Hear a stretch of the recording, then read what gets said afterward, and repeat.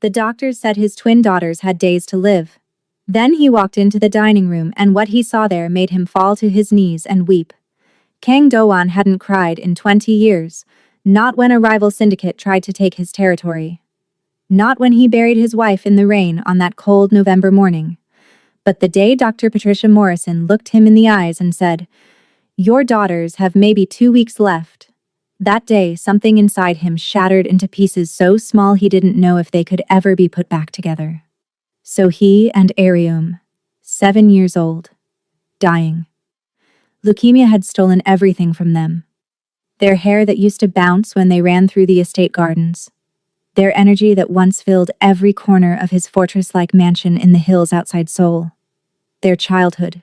With its laughter and games and innocent questions about why Daddy had to go to work so late at night. Now the disease was coming for their lives, and Kang Do-won, the man who controlled half of Seoul's underground operations, the man who made grown criminals tremble with a single glance, couldn't do anything to stop it.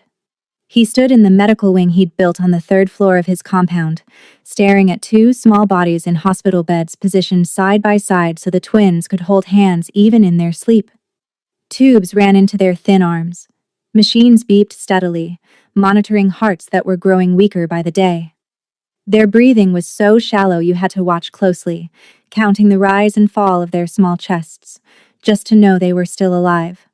Do-won had spent millions of dollars, more money than most people would see in 10 lifetimes. He'd tried everything. Experimental treatments flown in from America.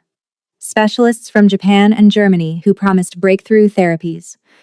Traditional medicine from the most respected practitioners in Korea. Nothing worked. Nothing even slowed it down. Before we go any further, I need to ask you something that might hit close to home. Have you ever felt completely powerless in the face of something you couldn't control? Have you ever watched someone you love slip away and realized that all your strength, all your resources, all your determination meant nothing? Stay with me, because what happens next in this story will remind you that sometimes miracles come from the most unexpected places, and sometimes the thing we need most isn't what we've been searching for at all. The next morning, the mansion felt like a tomb waiting for its occupants. No one spoke above a whisper. The household staff moved through the halls like ghosts, their eyes downcast, their movements careful and quiet. Mrs. Baek, the head housekeeper who'd been with the family for 15 years, had stopped preparing the twins' favorite meals because they couldn't eat them anyway. The men who worked security for Do-won, hardened criminals who'd seen and done terrible things, whispered in corners when they thought he couldn't hear them. Everyone had given up.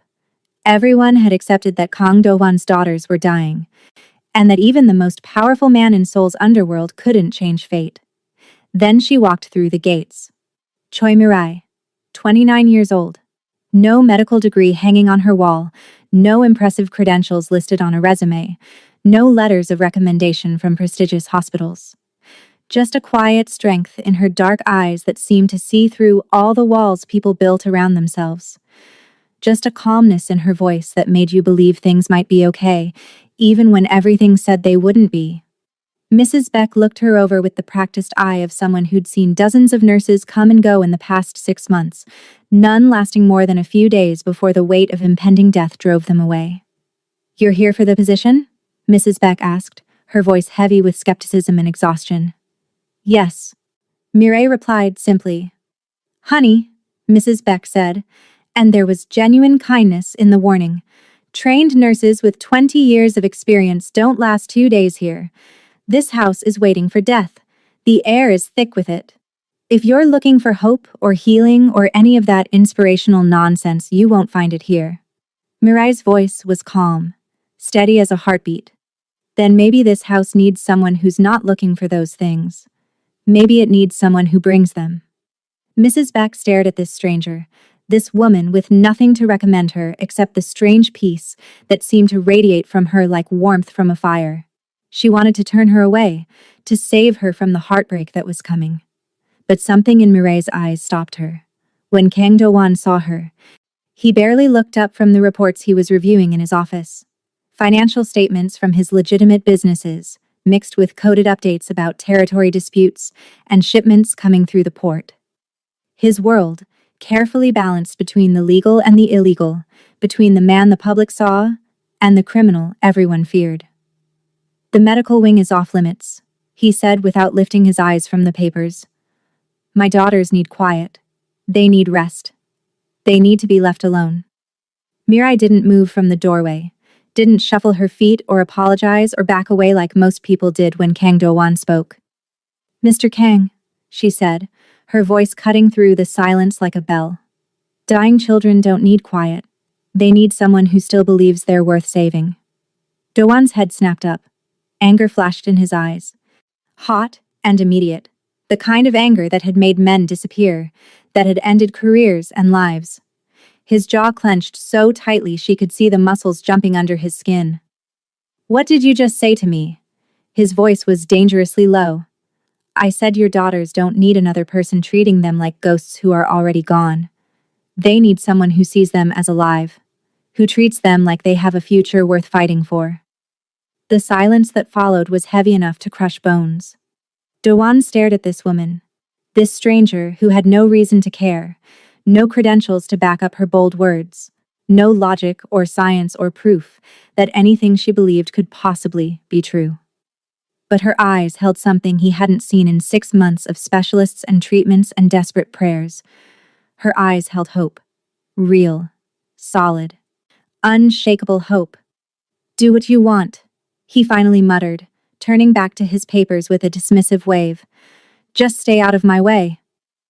Mirai walked into the twins' room on the 3rd floor.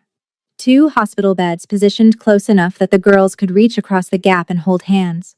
White walls that had been scrubbed clean of any personality or color. The smell of medicine and antiseptic and something else. Something darker that she recognized immediately as the smell of resignation. The smell of people waiting to die. She took off her gloves against every protocol and touched So-hee's face with her bare hand. Skin to skin, human contact. So-hee's eyes opened slowly, fighting against the exhaustion that weighed down her eyelids. "Who are you?" she whispered. "Someone who's staying," Mirai replied with a gentle smile. Ariam stirred in the bed beside her sister. "Are you a nurse? Like the others who came and left?" "No, sweetheart. I'm not a nurse. I'm just someone who believes that tomorrow is coming. Someone who thinks you're going to see it."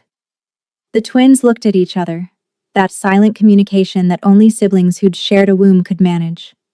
Something passed between them that Mirai couldn't name but could feel. "Everyone treats us like we're already gone," Ariam whispered, her small voice carrying a weight no 7-year-old should have to bear. "Like we're ghosts? They're just waiting to bury." Mirai knelt beside Ariam's bed, then reached over to take So-hee's hand too, connecting all 3 of them in a small circle of warmth and contact and presence. "I don't see death when I look at you," she said firmly. "I see 2 girls who still have fight left in them.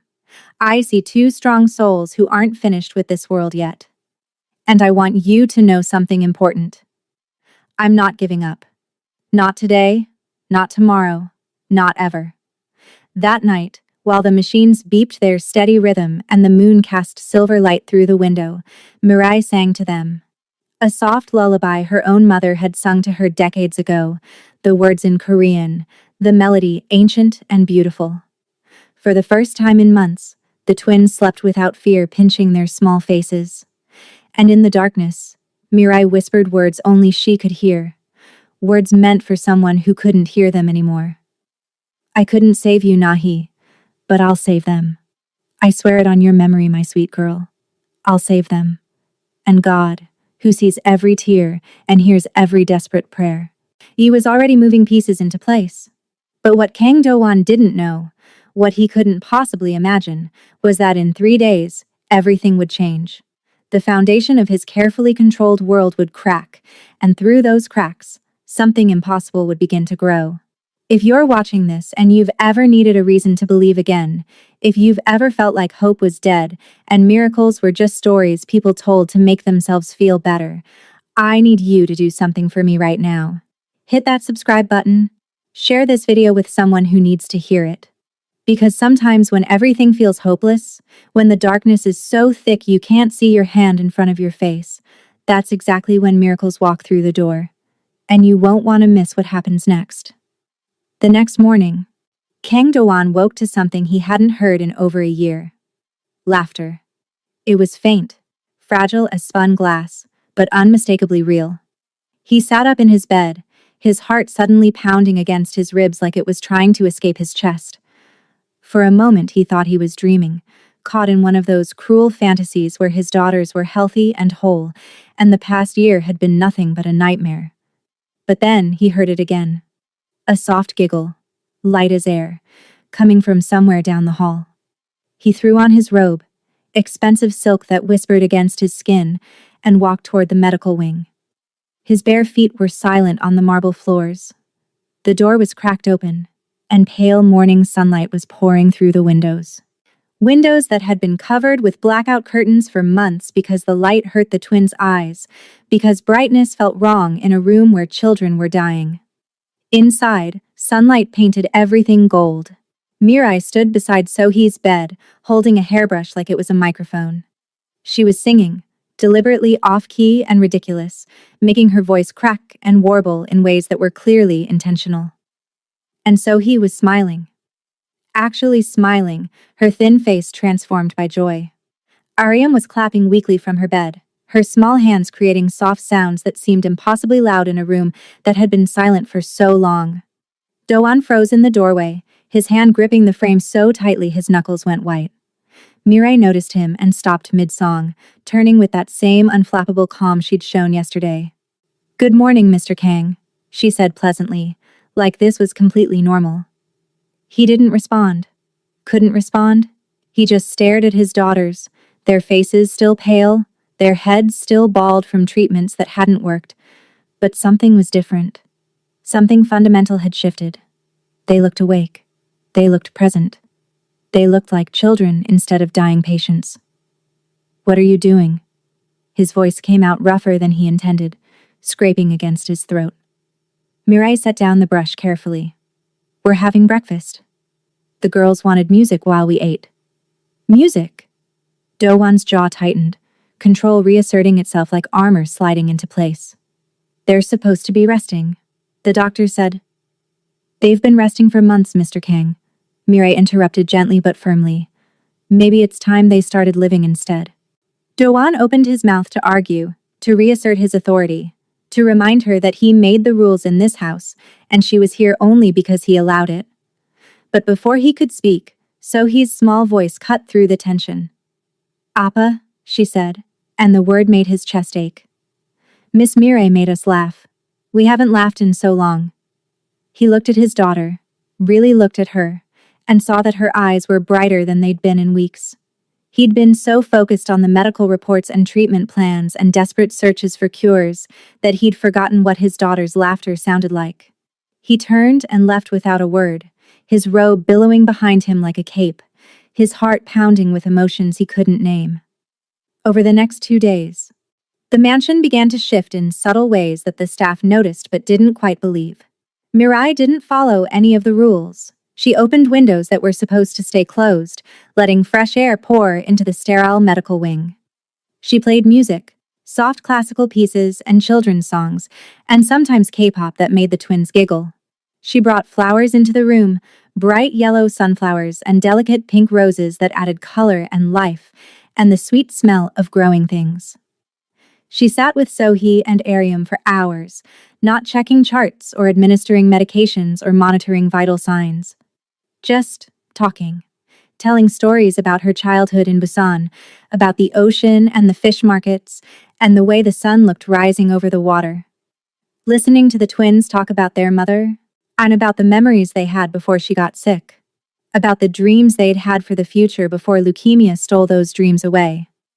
And somehow, impossibly, the girls started responding. They ate more, finishing half a bowl of soup instead of a few spoonfuls. They spoke more, their voices growing stronger day by day. They moved more, shifting positions in bed without grimacing, reaching for things instead of waiting for someone to bring them. Dr. Patricia Morrison came for her weekly visit on the 3rd day. She was a stern woman in her 50s, American educated, with a reputation for brilliant diagnostic skills and brutal honesty. She examined the twins in silence, her face expressionless as she checked their vitals, looked at their charts, reviewed the monitor readings. When she finished, she just stood there, staring at the numbers like they were written in a language she couldn't read. Doan, who'd been standing against the wall with his arms crossed, straightened. "What is it? What's wrong?" Dr. Morrison looked up at him, and for the first time since he'd hired her, she looked confused. "Their vitals are stabilizing," she said slowly, like she didn't believe her own words. "Their appetite is returning. Their energy levels are showing measurable improvement." Doan's heart stuttered. "That's good, isn't it? That means—" "This shouldn't be happening," Dr. Morrison interrupted. "Not without active treatment. Not with leukemia this aggressive. The disease doesn't just stabilize on its own." "Then explain it," Doan demanded, his voice sharp with desperate hope. "I can't," the doctor admitted.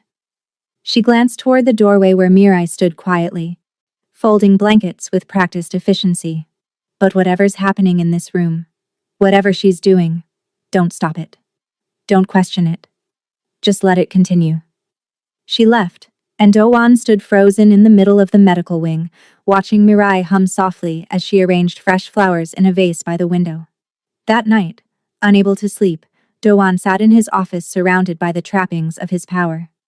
Expensive art on the walls, a safe full of cash and documents that could destroy politicians, phones that connected him to every major criminal operation in East Asia. And none of it mattered. None of it could save his daughters. He heard footsteps in the hallway outside his office, soft, careful steps. He looked up to see Mirai carrying a tray of empty teacups from the twins' room. "Why are you doing this?" he called out before he could stop himself. She paused in the doorway, turned to face him. "Doing what, Mr. Kang?" "This," he gestured vaguely, encompassing everything. "The music, the stories, the hope. You know they're dying. The doctors have told us there's no cure, no treatment that works. Why give them false hope? Why make this harder than it has to be?" Mirai's eyes softened with something that looked like pity, but not for the twins. For him. "It's not false hope, Mr. Kang," she said gently. "It's just hope. And sometimes that's the only medicine that actually matters. Sometimes belief is stronger than any drug we can create in a laboratory." She walked away, leaving him alone in his office with his doubts and his fear, and the uncomfortable realization that this woman with no credentials and no logical reason to believe was doing something he'd failed to do with all his money and power. She was giving his daughters something to live for. And deep down, beneath the pride and the need for control, beneath the armor he'd built around his heart after his wife died, Kang Do-wan felt something he hadn't felt in months. A flicker of belief. Small and fragile, like a candle flame in the wind, but definitely there. And that terrified him more than any rival gang or police investigation ever had. 3 days passed, each one bleeding into the next in a blur of small improvements and careful hope. Mirai kept showing up, every morning at 7 o'clock exactly, never late, never making excuses. She'd walk into the medical wing like she owned it, like she had every right to be there, and pull back those curtains to let the sunlight flood in. The nurses didn't know what to make of her. She wasn't aggressive or pushy. She didn't argue with their procedures or question their expertise. She just existed in a way that made all their protocols and rules feel somehow small and insufficient. Do-wan watched from a distance, standing in the hallway with his arms crossed over his chest, listening to her talk to his daughters like they had years ahead of them. Like there was no diagnosis, no death sentence hanging over their heads like a sword waiting to drop. Like the future was a real thing they could plan for and dream about. It made him angry in ways he couldn't fully articulate. Angry at her certainty, at her peace, at the way she seemed untouched by the reality that was crushing him slowly every single day. One morning, he overheard her in the kitchen talking to Mrs. Beck. The housekeeper was preparing lunch, her movements efficient but joyless. "I need party supplies," Mirai said casually, like she was asking for cleaning products. Mrs. Beck stopped chopping vegetables and looked up. "Party supplies? For what?" "The twins turn 7 in 10 days. We're celebrating." The kitchen went completely silent. Even the refrigerator's hum seemed to quiet. Mrs. Beck's face went pale, her hand trembling slightly as she set down the knife. "Miss Choi," she said carefully, her voice barely above a whisper. "Those girls might not make it to their birthday? You understand that, don't you? You're setting yourself up for heartbreak." Mirai looked her straight in the eye, unflinching. "Then we make sure they do make it. We give them something to fight for. We give them a reason to hold on." Before Mrs. Beck could respond, Doan stepped into the kitchen. His presence filled the doorway like a physical force. His voice was ice. "What did you just say?" Mirai turned to face him, calm and steady as always. "I said we're throwing them a birthday party." "A birthday party?" Doan repeated, his voice dangerously quiet. "For children who might not live to see it." "You think that's kindness?" "That's not hope, Miss Choi. That's cruelty." "No, Mr. Kang." Mirai's voice remained gentle, but there was steel underneath. "What's cruel is treating them like they're already in the grave. What's cruel is giving up on them before they've given up on themselves." "You don't know anything about—" "I know what it's like to sit beside a hospital bed and watch someone you love slip away," Mirai interrupted, and for the first time her voice cracked just slightly, showing the pain underneath the calm. "I know what it feels like to be powerless, to do everything right and still lose them. And I know the difference between giving up and giving them something to hold on to." Doan stared at her, his chest heaving with emotions he couldn't name. For a moment, something flickered across his face. Recognition, maybe. Understanding. The acknowledgement that she'd walked through the same hell he was walking through now. Then his mask slammed back into place, and he turned and walked out without another word. But Mirai didn't stop. She ordered the party supplies herself, paid with her own money that she couldn't really afford to spend. She started planning decorations in secret, sketching out ideas for a rainbow theme because Sohee had mentioned once, weeks ago, that rainbows reminded her of her mother's smile. The staff whispered among themselves. Some thought she was delusional. Others thought she was cruel. A few, the ones who'd known the twins before they got sick, who remembered their laughter echoing through the halls, secretly hoped she was right. But the twins, they came alive in ways no one had seen in months. So he asked what flavor the cake would be. Ariam wanted to know if she could wear a dress, a real pretty dress like the one she'd worn to her mother's funeral. Even their questions, their small expressions of hope, felt like miracles. One afternoon, Mirai did something that no one had dared to do in over 6 months. She got the twins into wheelchairs and took them outside.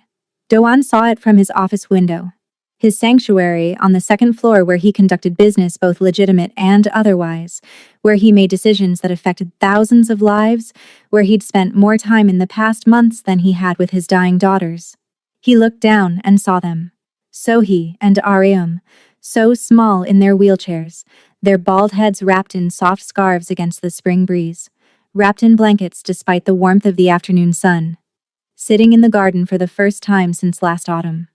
Mirai knelt beside them in the grass, pointing at flowers that were just beginning to bloom. Cherry blossoms and azaleas and early roses, making them smile, making them reach out to touch petals with fingers that had forgotten what growing things felt like. Doan gripped the edge of his desk so hard he thought the expensive wood might crack under his hands. This woman had no right. No training, no credentials, no logical reason to believe any of this would work.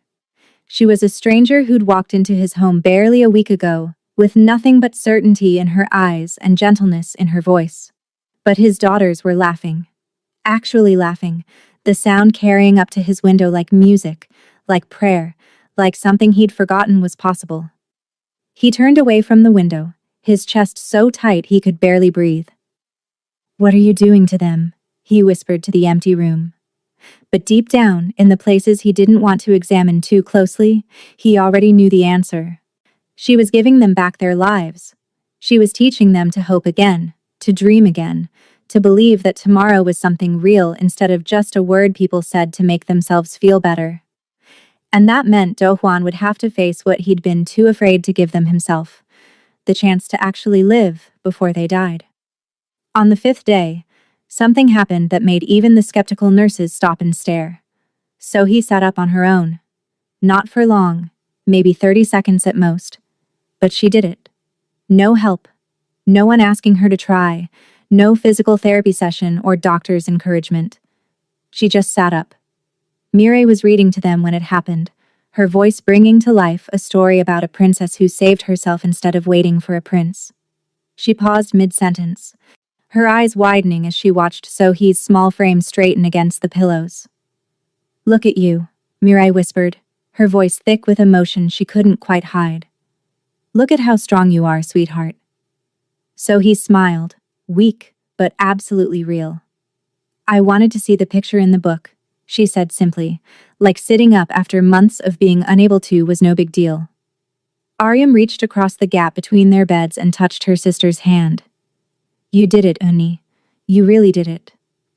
The twins held hands, and in that moment, everyone in the room felt it. That shift, that change, that impossible thing that was happening right in front of their eyes. Dr. Morrison came that afternoon for another checkup. She'd been coming more frequently, drawn by the impossible improvements she couldn't explain. She examined both girls with the same methodical precision she always employed, checking vitals, looking at charts, reviewing the monitors.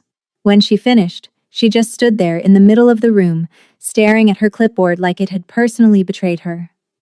"What is it?" Dewan asked from his position near the door. He'd started coming to these checkups, standing silently against the wall, watching everything with those sharp eyes that missed nothing.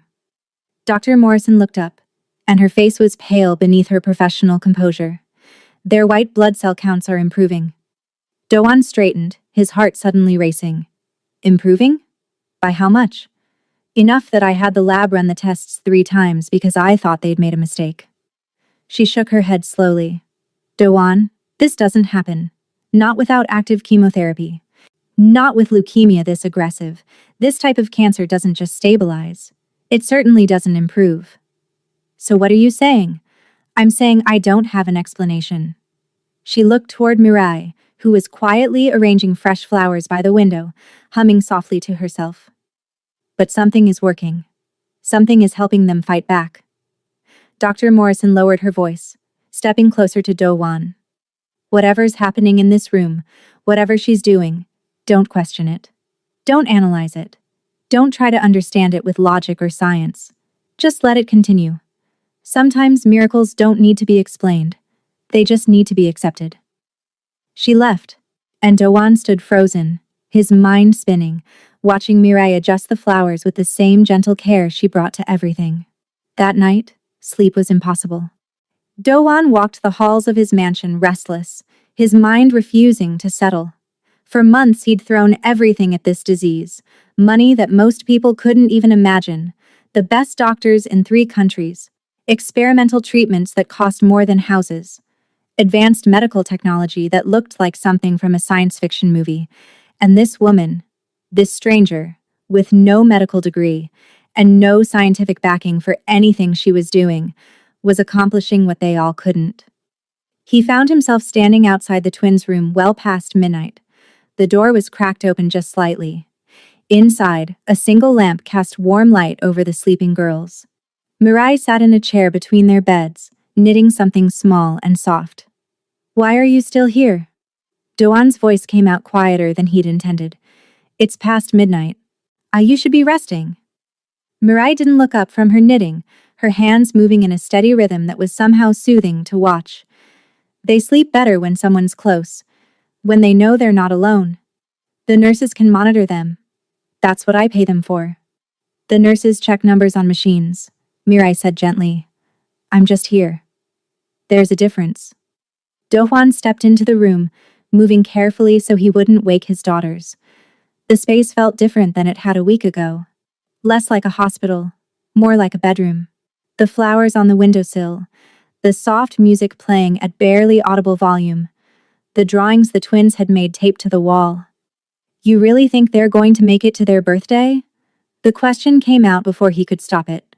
Vulnerable in a way he hadn't been with anyone since his wife died. Mirai set down her knitting and finally looked at him. "I think they're fighting, Mr. Kang. And as long as they're fighting, as long as they're showing me that they want to be here, I'm not giving up on them. Doan really looked at her then, not just seeing her as an employee or an intrusion or a mystery he couldn't solve. He looked at her and saw the pain hiding behind her calm exterior, the grief she carried like a weight she'd learned to balance but never put down.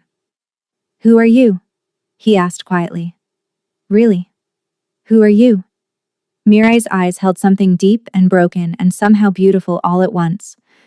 Just someone who made a promise, she whispered. And I'm not very good at breaking promises. Doan wanted to ask more, wanted to understand what promise she'd made and who she'd made it to. But something in her voice, some note of pain that resonated with his own grief, stopped him. He turned to leave, pausing at the doorway with his hand on the frame. Thank you, he said so quietly he wasn't sure she could hear him. But when he glanced back, Mirai was smiling, a small, sad smile that understood more than words could say. And for the first time in months, standing there in the doorway of his daughter's room, Kang Do-won felt something he'd thought was gone forever. Hope. Not the desperate, clawing hope that made you bargain with God and make impossible promises, but the quiet kind. The kind that said maybe, just maybe, tomorrow would come.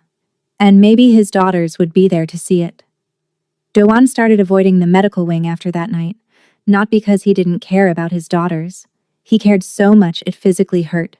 Like someone was reaching into his chest and squeezing his heart with a closed fist. No, he avoided it because every time he walked past that door and heard his daughters laughing, actually laughing, it broke something inside him.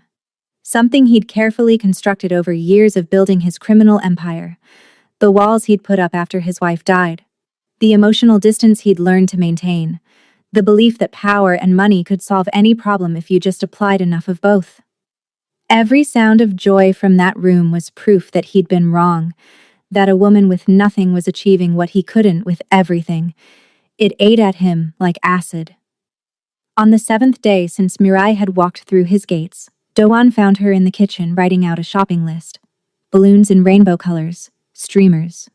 Ingredients for a cake that she'd described to the twins in such vivid detail they could practically taste it. He stood in the doorway, watching her write with focused concentration, her handwriting neat and careful. You're really doing this, he said. It wasn't a question. Mirai looked up, and there was no surprise in her eyes, no fear at being caught, no nervousness about confronting him. Just that same calm she always carried. Yes, she replied simply. They have less than a week left according to the doctors. His voice was harder than he meant it to be, sharp edges cutting at both of them. You're setting them up for heartbreak. For disappointment when they realize... When they realize what? That people gave up on them? Or that someone actually believed they could make it? What if they don't make it to their birthday? What if you throw this party and plan all these decorations and build up their hope, and then they die anyway? Mirai met his eyes directly, and her voice was steady as stone. Then at least they died knowing someone loved them enough to celebrate them. At least they died believing they mattered. Do-won's jaw clenched. He stepped closer, his voice dropping dangerously low. You don't understand what it's like to watch someone you love slip away. To know you can't stop it no matter what you do. To feel completely powerless. Mirai's eyes flickered with something. Pain, maybe. Or recognition. But when she spoke, her voice remained calm. You're right, she said quietly, and Do-won could hear the lie in it like a wrong note in music. I don't understand that at all. The lie hung between them, obvious and unspoken, but Do-won didn't push, didn't demand the truth. Some part of him recognized that her pain was her own to carry, just like his was. I'm their father, he said instead. I know what's best for them. Then why haven't you spent more than 5 minutes in their room this week? The words hit like a physical blow. Do-won felt them land in his chest, stealing his breath. How dare you? He started, anger rising like bile. But Mirai interrupted gently, without malice, just stating a fact that hurt because it was true. I'm not trying to hurt you, Mr. Kang. I'm trying to help you see them. Really see them while they're still here. Before it's too late. Do-won's hands clenched into fists at his sides. He wanted to yell, wanted to remind her that this was his house, and his daughters, and his decision. I wanted to fire her and throw her out and go back to the careful distance that hurt less than this constant assault on his defenses. But he couldn't, because she was right, and they both knew it. He turned and walked away without another word, his footsteps echoing on the marble floors. That afternoon, Mirai did what she'd been doing every day. She wheeled the twins out to the garden, where spring was turning into early summer and the flowers were blooming in explosions of color. Doan watched from his office window. He told himself he was just checking on them, making sure they were safe, making sure Mirai wasn't doing anything dangerous. But really, he was watching the way she knelt beside Areum, pointing at a butterfly that had landed on a flower. The way Sohee reached out with trembling fingers to touch rose petals, feeling their softness. The way both his daughters tilted their faces toward the sun with their eyes closed, looking peaceful in a way he hadn't seen in so long. When was the last time he'd really looked at them? Not at their diagnosis, not at the numbers on their monitors, not at the daily reports from nurses and doctors. When had he last looked at his daughters and seen them as people instead of patients? As children instead of problems he couldn't solve? He pressed his hand against the glass of the window, watching them from his self-imposed distance. Below, Mirai glanced up. For just a moment their eyes met across the space between them. She didn't smile, didn't wave, didn't do anything except hold his gaze. And in that look, Doan saw something that terrified him more than any rival gang or police raid ever had. She wasn't here to save his daughters. She was here to save him. To save him from the guilt of not being there. From the distance he'd created. From the walls he'd built so high he couldn't see over them anymore. He turned away from the window, his heart pounding like he'd run a marathon. Outside, the twins' laughter drifted up through the open window, carried on the warm breeze. And Kang Do-hwan, the man who controlled a criminal empire, the man who'd ordered terrible things done to terrible people, the man who thought he'd stopped feeling anything the day his wife died, felt tears burning behind his eyes. The morning of day 9 dawned bright and clear. Too bright, almost. Like the universe was mocking him with sunshine and birdsong while his world continued to crumble. Doan woke to silence. No voices, no laughter. No sounds of life from the medical wing. His chest constricted with immediate panic. He threw off his silk sheets and grabbed his robe, not bothering to tie it properly as he rushed into the hallway. His bare feet slapped against the cold marble as he ran toward the twins' room. The door was open. The beds were empty. His heart stopped completely. The machines that had been beeping steadily for months were silent, turned off. The blankets were pulled back neatly. His daughters were gone. "Where are they?" he demanded, his voice cracking. "Where are my daughters?" Mrs. Beck appeared from around the corner, carrying fresh linens. "They're in the dining room, Mr. Kang." With Miss Choi. Doan didn't wait for more explanation. He walked quickly, his robe billowing behind him, his mind racing through possibilities. Why were they in the dining room? That room had been locked since Catherine died. He couldn't stand to look at it. Too many memories. Too much pain. The ghost of his wife sitting at the head of the table, laughing at something he'd said. The twins younger and healthy, making messes with their breakfast. When he reached the double doors, he stopped. His hand on the handle, took a breath, then pushed them open. The table was covered with paper and crayons and markers in every color imaginable.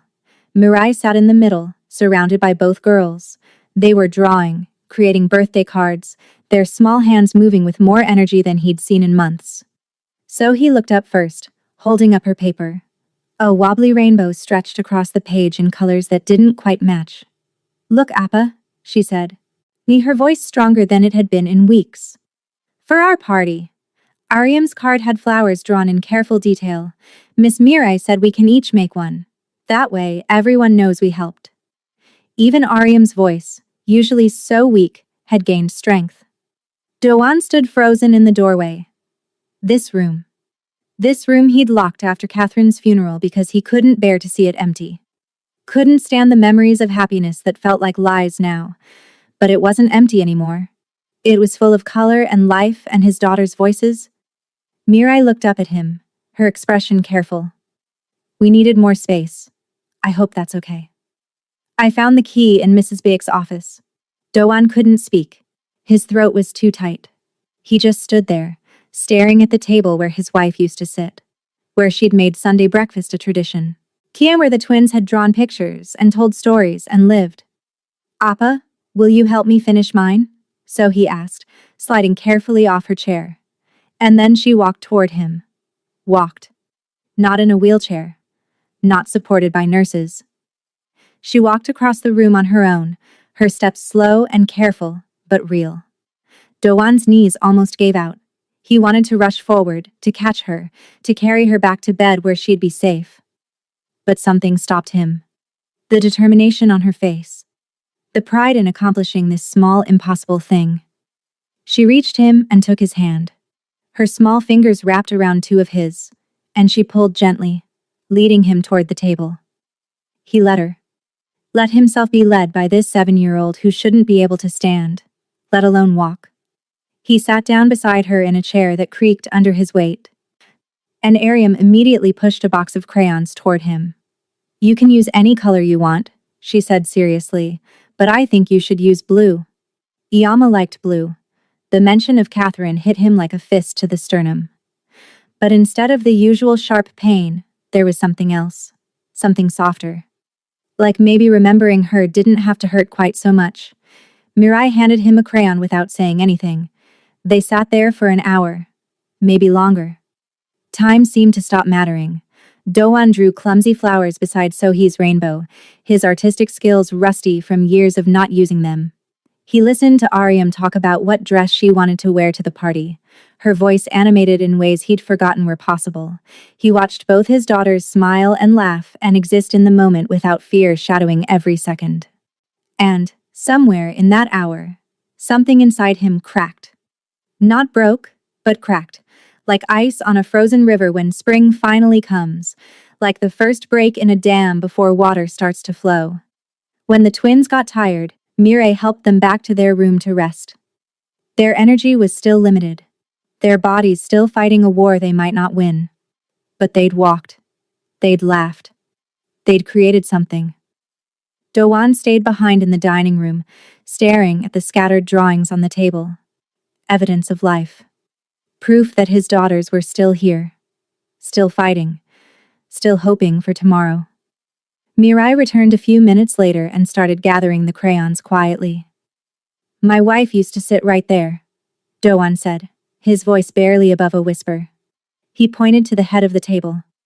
Every Sunday morning, she'd make pajeon and kimchi jjigae. The twins would draw pictures while we waited for the food to cook. It was her favorite time of the week. Mirai stopped cleaning, listened without interrupting. After she died, Doan continued, his voice thick with emotion he couldn't contain anymore. I locked this room. I couldn't face it. Couldn't stand to see the empty chair where she used to sit. Couldn't handle the memories of when we were whole. His voice broke completely. I've been so afraid of losing the twins that I forgot to actually be their father. I've been so focused on trying to save them that I stopped spending time with them. And now? It's not too late, Mirai said gently, sitting down across from him at the table. Isn't it? He looked at her with eyes that were red and raw. They're dying, Mirai. And the doctors gave them 2 weeks and we're on day 9. Even with these improvements, even with whatever miracle you're working, they're still sick. They're still... The doctors said a lot of things, Mirai interrupted, her voice kind but firm. But your daughters are still here. Still fighting. Still loving you even though you've been hiding from them. And they need you in this fight. They need their appa. Doan covered his face with his hands. I don't know how. I don't know how to be there for them and still protect myself from the pain of losing them. Mirai reached across the table and placed her hand over his. Her touch was warm, gentle, and it steadied something in him that had been shaking. You just show up, she whispered. That's all they need. You just keep showing up and loving them and being present, even if it hurts, especially when it hurts. Doan looked at her through the tears he couldn't hold back anymore, and for the first time since Catherine's funeral, he let himself cry. Really cry. The kind of sobbing that shook his whole body and emptied out the grief he'd been carrying alone for so long. Mirai didn't move, didn't speak, didn't try to fix it or make it better. She just sat with him in his pain, her hand warm over his, her presence saying everything that words couldn't. Outside, the wind moved through the trees in the garden. Birds sang their afternoon songs. Life continued in its relentless forward motion.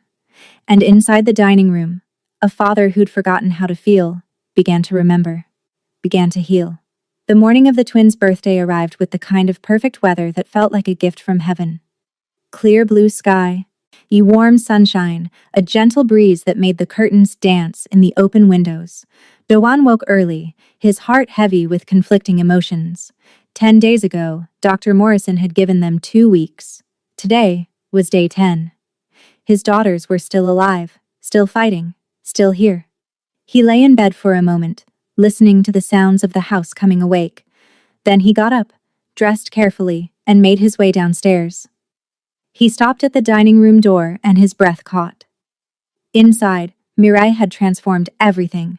Balloons in every color of the rainbow hung from the ceiling, attached with such care that they looked like they were floating naturally. Streamers created a canopy of color across the walls. The table was set with the good china that hadn't been used since Catherine's last birthday, 5 years ago. And in the center of the table sat a cake, 6 layers, each one a different color of the rainbow. Red, orange, yellow, green, blue, purple. Stacked carefully and frosted with white icing that caught the morning light. 7 candles waited to be lit. Doan's chest tightened so hard he thought his ribs might crack. "What is this?" His voice came out rough, scraped raw by emotion. Mirai turned from where she'd been adjusting a streamer. She wore a simple dress, her hair pulled back, and her eyes were bright with something that looked like hope mixed with fierce determination. "It's a birthday party, Mr. Kang. Your daughters are 7 years old today. They might not—" He started, then stopped himself. Looked at the cake, at the decorations, at the love and care poured into every detail. "They're here," Mirai said softly. Ian reading his thoughts. "Right now, in this moment, they're alive. And it's their birthday. That's what matters." An hour later, the staff helped the twins get dressed. So he wore a blue hanbok, traditional and beautiful. Ariam wore pink. They looked so small in the elegant clothes, their bodies still thin, their heads still bald. But they were smiling. Doan stood against the wall as Mrs. Big brought in the cake, its 7 candles lit and flickering. The household staff had gathered, drawn by something they couldn't name but could feel. This moment.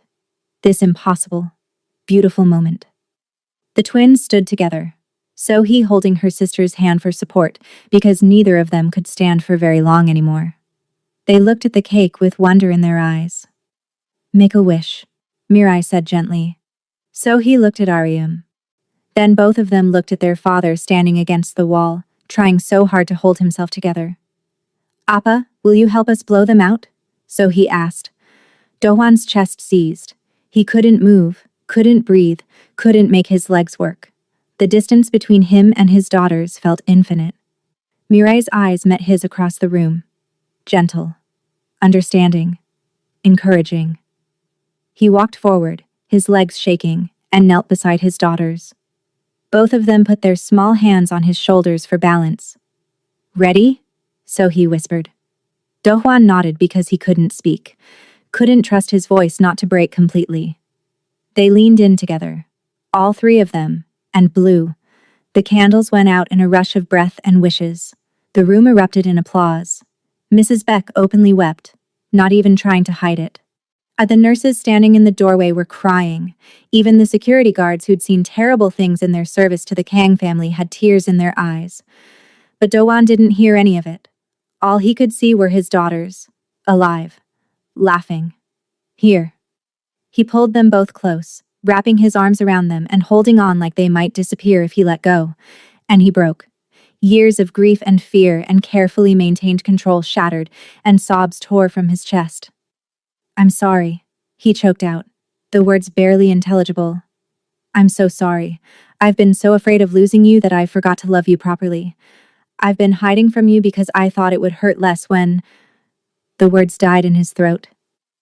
"It's okay, Appa," Sohee whispered, her small arms wrapping around his neck. Ariam pressed her bald head against his shoulder. And we love you. We're not mad. So he added softly. We just wanted you.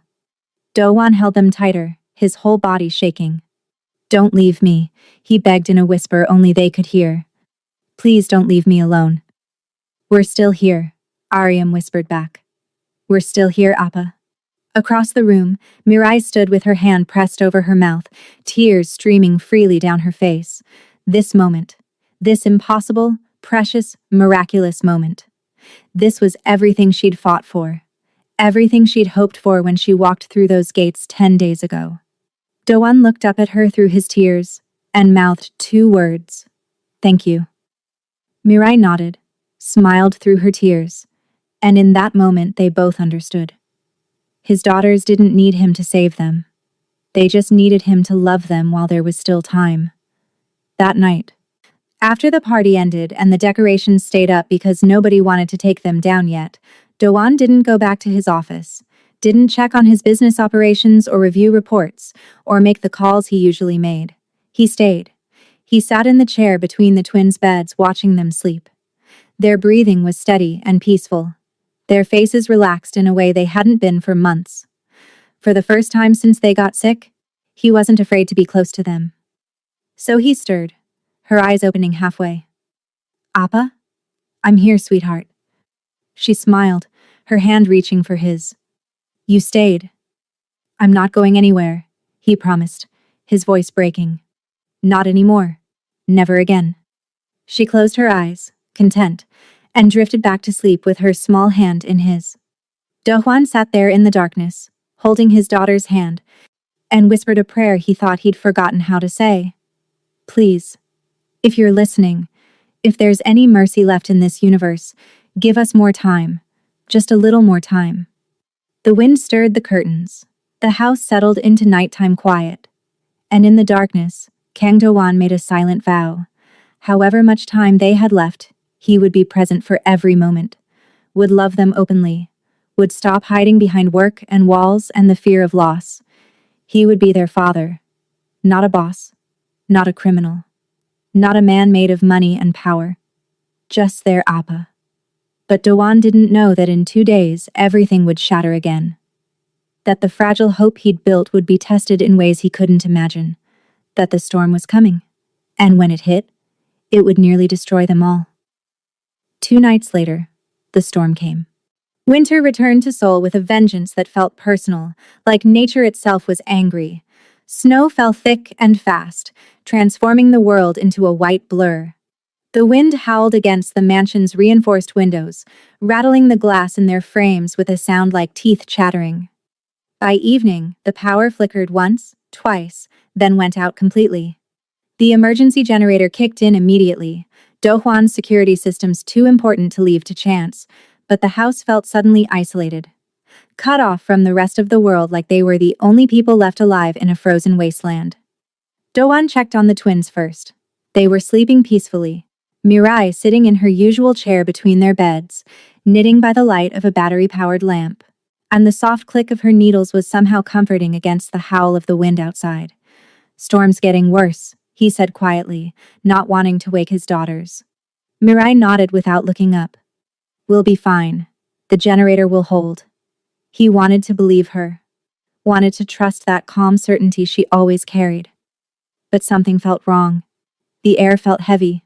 Charged, like the moment before lightning strikes. Around midnight, Ariam woke with a fever. Mirai felt her forehead and her hand jerked back like she'd touched fire. The little girl's skin was burning, radiating heat that felt impossible, dangerous. Do-hwan, Mirai called, her voice calm but urgent in a way that made his blood run cold. He was there in seconds, still dressed because he'd been unable to sleep. What's wrong? What happened? She's spiking, Mirai said. Already moving, already grabbing towels and ice. We need to cool her down. Fast. They worked together with practiced efficiency born of desperation, cold towels pressed to Ariam's forehead, her neck, her wrists. Ice packs wrapped in soft cloth placed under her arms and behind her knees. But Ariam's temperature kept climbing, the numbers on the thermometer rising higher and higher despite everything they did. Her breathing became shallow, labored, like her lungs couldn't quite remember how to work properly. Doan grabbed his phone. No signal. The storm had taken out the cell towers. He tried the landline, picking up the receiver with hands that shook. Dead. Just static and silence.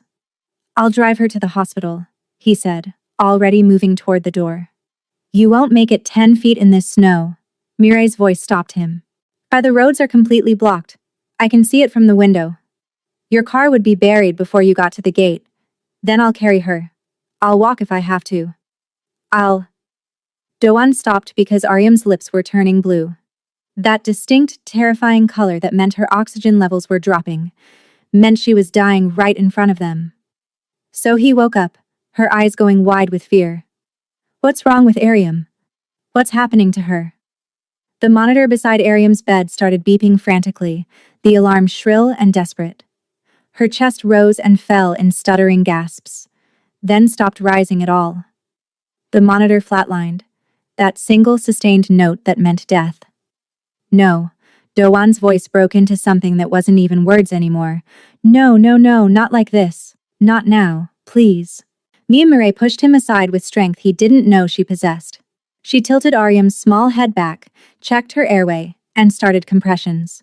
Her hands moved with practiced precision, counting under her breath with a voice that was steady even though tears were streaming down her face. "Come on, sweetheart," she said between compressions. "Come back. Your appa needs you. Your sister needs you. Come back to us." 30 seconds passed. A minute. Doan grabbed Ariam's hand, the one that wasn't moving, that was going cold in his grip. "Please, baby," he begged, his forehead pressed against her chest where her heart had stopped beating. "I just found you again. I just learned how to be your father. Don't leave me, please don't leave me. God," he prayed out loud, his voice raw. "Please take me instead. Take anything you want. My money, my empire, my life. Just don't take her, please. I'm begging you." So he was sobbing in her bed, calling her sister's name. "Ariam, wake up. Please wake up." Mirai kept going, her hands never stopping, but her voice was breaking now. 2 minutes. 3. Her compressions becoming more desperate, her counting turning into pleas. "Not you," she whispered. "Not you too, Nahi." The name slipped out before she could catch it, before she could lock it back behind the walls she'd built. She caught herself, gasped, but kept the compressions going. "Come back, sweetheart," she begged Ariam. "Please come back. Your father needs you. Your sister needs you. I promised." Her voice broke completely. "I promised I wouldn't let another child die alone in the dark." 3 minutes. Doan collapsed, his body giving out. His forehead still pressed against Ariam's chest where he couldn't hear a heartbeat. The world was ending. Everything was ending. The fragile hope of the past week was crumbling to dust. Then Ariam coughed. Small, weak, but unmistakably real. Dohwan's head shot up. "She's breathing. Oh God. She's breathing." Ariam's eyes fluttered open, confused and frightened. "Appa." He pulled her into his arms, sobbing into her hair, holding her like he could keep death away through sheer force of will. "You're here. You came back. Oh, baby. You came back." Across the space between the beds, so he was crying with relief. "Unni, you're okay." Aram was weak, disoriented but alive, breathing. "Here." Mirai collapsed back into the chair, her whole body shaking with the aftershock of adrenaline and terror and relief. Her hands trembled uncontrollably. Tears poured down her face unchecked. Doan looked at her through his own tears, and the question came out before he could stop it. "You called her Nahi. Who is Nahi?" Mirai's face crumbled. All the careful composure she'd maintained for 10 days shattered like glass. She covered her mouth with her shaking hands, trying to hold back the sobs. But they came anyway. "My daughter," she whispered, the words torn from somewhere deep. She was 6 years old. Leukemia. 5 years ago. Doan felt like he'd been punched. "Oh God, Mirai. I'm so sorry. I didn't know. I couldn't save her." Miray's voice broke completely. I did everything. I held her just like I held Ariam just now. I did the compressions. I begged God. I offered him anything. Everything. But she didn't come back. Tears streamed down her face. 5 years of grief finally breaking through. I sat beside her hospital bed for 3 days after her heart stopped. The doctors said she was gone, but I couldn't let them take her. I kept thinking maybe she'd wake up. Maybe if I just waited long enough, if I believed hard enough, she'd open her eyes and smile at me. She looked at Ariam, alive in Dohwan's arms. But she didn't. And I had to bury my baby girl in the rain, and I promised her that night. I promised her that I would never let another child feel alone in this fight. That I would give other children the hope I couldn't give her. Dohwan's throat closed completely. That's why you came here. That's why you stayed. Mirai nodded, wiping her face with shaking hands. Every time I look at your daughters, I see her. I see Nahi. And I can't. Her voice broke. And I can't let them go the way I let her go. You didn't let her go, Dohwan said firmly, reaching across the space between them to take her hand. You fought for her. You did everything humanly possible. Sometimes we lose people we love, and it's not because we didn't fight hard enough. It's just... He stopped, struggling with words he'd never wanted to say out loud. It's just what happens. Mirai looked at him, and in that moment they saw each other completely. Two people who'd lost everything. Two people who'd built walls around their grief so high they couldn't see over them. Two people who were learning, slowly and painfully, how to feel again. You kept your promise, Dohwan whispered, squeezing her hand. You saved Ariam tonight. You saved both my daughters. You saved me from losing myself completely in fear and distance. And you, Mirai said through her tears, learned how to be their father again. Nahi would have loved to see that. She would have been so happy knowing her death meant something, that it taught me how to fight for other children. They sat there in the darkness, holding hands across the space where death had almost won, and understood something profound. Healing wasn't just for the dying, it was for the living who'd forgotten how to live. For the parents who'd lost children and didn't know how to keep breathing. For the souls who'd built walls so high that love couldn't get in anymore.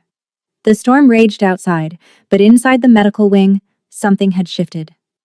Some fundamental truth had been spoken into existence. Some wound had been lanced and could finally begin to heal. Ariam fell back asleep in her father's arms. So he reached across and held her sister's hand. Dohwan held his daughters close. And Mirai, for the first time in 5 years, felt like maybe her daughter's death hadn't been meaningless. Maybe Nahi's legacy was this. Teaching her mother how to love fiercely enough to save other children. How to turn grief into purpose. How to transform pain into healing. Outside, the snow began to slow. The wind quieted. The storm was passing. And in the morning, when Dr. Morrison came by despite the terrible road conditions, she found something she couldn't explain with any medical knowledge she possessed. Both twins' cancer markers had dropped. Significantly. Measurably. Impossibly. The disease that had been killing them was retreating. 5 years later. Spring came to Seoul with an explosion of color that never failed to take Dohwan's breath away. Cherry blossoms and azaleas and flowers, whose names he still didn't know after all this time. The gardens around the estate were full of life and color and the sound of laughter that never seemed to stop. The mansion looked different now. The windows stayed open whenever weather permitted. Music played from somewhere inside, K-pop and classical, and sometimes the twins' singing voices, off-key and enthusiastic. The medical wing had been converted into a library and art studio. The hospital beds were long gone, donated to a children's hospital that Dohwan now funded. So he and Ariam, now 12 years old, ran through the grass like wild things. Their hair had grown back thick and dark and beautiful, long enough to braid. And their voices were loud and free.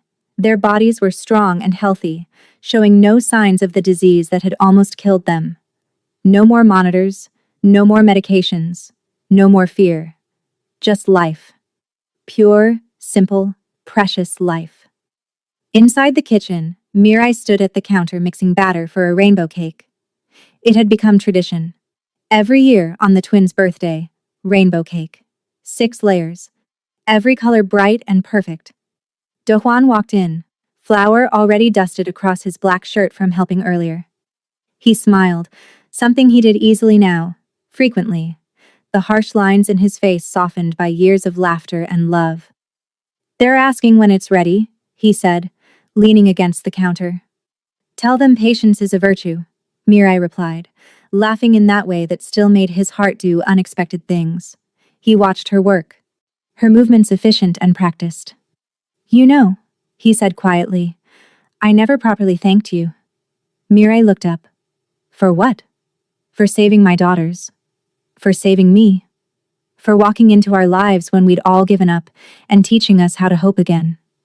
Mirai shook her head gently, the way she always did when he tried to give her credit. "I didn't save anyone, Dowan. I just reminded you all that love is stronger than fear. That being present matters more than being perfect. That sometimes the only medicine that works is believing tomorrow will come." He was quiet for a moment, then reached out and took her hand. "Flower and all. You gave me my family back. You gave me myself back. You taught a man who'd forgotten how to feel anything except anger and fear how to love his children again." Mirai's eyes filled with tears, the way they still did sometimes when he spoke like this. "And you gave me a reason to keep my promise to Nahi. You gave me a family when I thought I'd never have one again." The kitchen door burst open with dramatic force. So he and Ariam rushed in, breathless and grinning, their cheeks flushed from running. "Is it ready yet?" So he demanded, trying to peek around Mirai to see the cake. "Almost," Mirai said, quickly wiping her eyes. Ariam, who'd once been the sickest, who'd literally died and come back, grabbed Dowan's hand with the fearless energy that now defined her. "Appa, come outside. We want to show you something we made. Can it wait until after the cake?" "No," both twins said in unison, already pulling him toward the door. Dowan glanced back at Mirai. She smiled and nodded, shooing him away with a flower-dusted hand. He let his daughters pull him into the garden, into the sunshine, into the life they'd almost lost. They led him to a small cherry tree they'd planted the previous fall. Tied to one of the branches was a pink ribbon, and hanging from the ribbon was a small wooden sign. The twins had carved it themselves in art class, the letters careful, but imperfect. "For Nahi, who taught us that love never dies, it just grows." Dowan's throat tightened. He looked at Mirai, who'd followed them outside without him noticing. Her hand was pressed over her mouth, tears streaming freely. "We wanted to honor her," so he said softly, "the girl who started everything. If she hadn't," her voice caught, "if Miss Mirai hadn't lost her, she never would have known how to save us." Ariam added, "So we wanted Nahi to know she mattered, that her life meant something, that we remember her, even though we never met her." Dowan pulled his daughters close, both of them fitting perfectly under his arms. Then he reached out and pulled Mirai into the embrace too, creating a circle of 4 where once there had been terrible, aching absence. They stood there together in the garden, under the spring sky, beside a tree dedicated to a little girl named Nahi, who died 5 years ago, but whose love had somehow multiplied instead of ending. Above them, clouds moved slowly across blue sky. Birds sang their afternoon songs. The world continued in its beautiful, relentless forward motion. And somewhere beyond the clouds, beyond the visible world, a 6-year-old girl with dark eyes like her mother's was smiling. Because her death hadn't been the end. It had been the beginning of something beautiful. That evening, they gathered around the dining room table, the same table where they'd celebrated the twins' 7th birthday 5 years ago. The same room that had been locked in grief, but was now filled with light and laughter. The rainbow cake sat in the center, candles lit. But this time, there were 8 candles instead of 7. 7 for the twins' years, and 1 for Nahi. "Happy birthday!" everyone shouted as Sohi and Ariam stood together, holding hands the way they always did for important moments. But before the twins could blow out their candles, Dowan held up his hand. "Wait. There's something I need to say first." He looked around the table. At his daughters. Healthy and whole. And alive. Against all odds. At Mirai. who'd become so much more than the woman who'd saved them. At Mrs. Ian Beck and the household staff who'd witnessed their journey from despair to hope. 5 years ago, he began, his voice thick with emotion. I thought I'd lost everything. My wife was gone. My daughters were dying. I'd given up on anything good ever happening again. I'd built walls so high around my heart that I couldn't feel anything except fear and anger. He looked at Mirai. Then this woman walked through my gates with nothing except hope and stubbornness. She didn't have medical degrees or scientific proof. She just had love, and the belief that my daughters deserved to fight for their lives. His voice broke slightly. She taught me that being present matters more than being powerful. That love is stronger than fear. That sometimes the miracles we need come from the most unexpected places. He raised his glass. To Mirai, who did the impossible. Who saved my daughters not with medicine, but with hope. Who taught all of us how to live again. To Mirai, everyone echoed, raising their glasses. But Mirai shook her head gently. And to Nahi, she added quietly. Who taught me that love doesn't end when someone dies. It transforms. It grows. It reaches forward and saves people you haven't even met yet. She looked at the 8th candle burning bright. My daughter's life mattered. Not because of how long she lived, but because of what she taught me about fighting for love even when it hurts. To Nahi, Dohwan said firmly, raising his glass higher. To Nahi, everyone repeated, and the twins blew out all 8 candles together.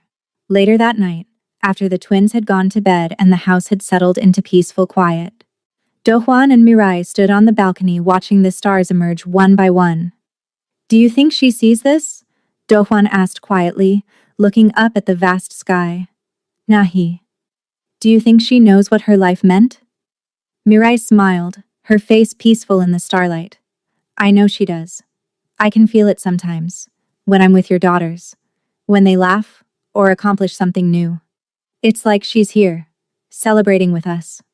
Thank you, Doan said, taking her hand, for not giving up on us. For teaching me how to fight instead of hide. Thank you, Mirai whispered back, for learning. For loving your daughters even when it scared you. For showing me that I could have a family again even after losing mine. They stood in comfortable silence, hands intertwined, looking at the stars. And somewhere in the vast universe, in whatever place souls go when they leave this world, a little girl named Nahi smiled. Because her mother's love hadn't ended when she died. It had multiplied, transformed, grown into something that saved 2 other little girls and healed a father who'd forgotten how to live. Her legacy wasn't grief. It was hope. It was healing. It was the proof that love, real love, never truly dies. It just changes shape and keeps saving people long after we're gone. If you've stayed with us until the end of this story, if these words have touched something deep in your heart, I want you to do something for me. Leave a comment below telling us where in the world you're watching from. Tell us if this story reminded you of someone you've lost, someone you're fighting for, or some moment when hope found you in the darkness. Hit that like button if you believe in second chances and unexpected miracles. Subscribe to this channel because we're building a community of people who know that love is stronger than fear, that presence matters more than perfection, and that sometimes the darkest moments are right before the dawn. Share this video with someone who needs to be reminded that they're not alone in their grief, that their lost loved ones still matter, that love transforms but never truly ends. These stories matter. Your presence here matters. And together, we're proving that hope is real. Miracles are possible, and love always, always wins in the end. Until next time, remember, the people we love never truly leave us. They live on in the love we give to others, in the hope we choose despite the pain. In every moment we choose presence over fear. Well done, good and faithful servants of love. Your battles matter, your grief matters, your hope matters, and so do you.